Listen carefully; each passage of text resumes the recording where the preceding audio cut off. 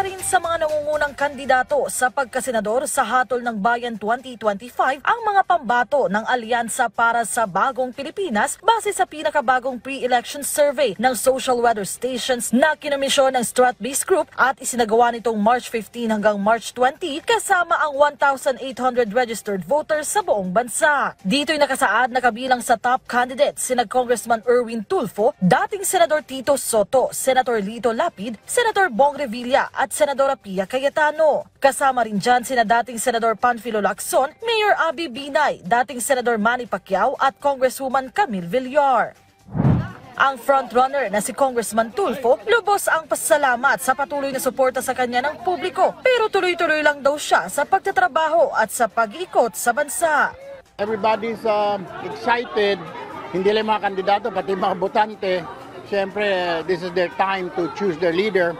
Once every 3 years, they have the power to select people na whom they want to lead them. Ang iba pang pambato ng alyansa, tuloy-tuloy rin ang pangampanya sa iba't ibang lugar. Si Senador Revilla nag-ikot sa Muñoz City at Rizal, Nueva Ecija. Nakilahok din siya sa isang proclamation rally sa Dasmariñas City, Cavite. Kasama ang iba pang opisyal ng gobyerno, nakipagpulong naman si dating Senador Pacquiao sa mga opisyal ng Bangsamoro Autonomous Region in Muslim Mindanao o BARM at dito'y kanyang tiniyak ang patuloy na pagsuporta sa rehiyon.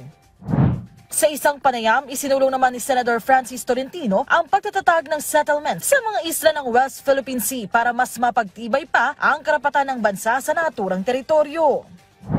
Sa susunod na buwan, inaasang ipagpapatuloy ng Alyansa para sa Bagong Pilipinas ang kanilang campaign rallies matapos maunsyami ang mga nakatakda sana nilang aktibidad ngayong linggo para bigyang daan ang mga local campaign rally.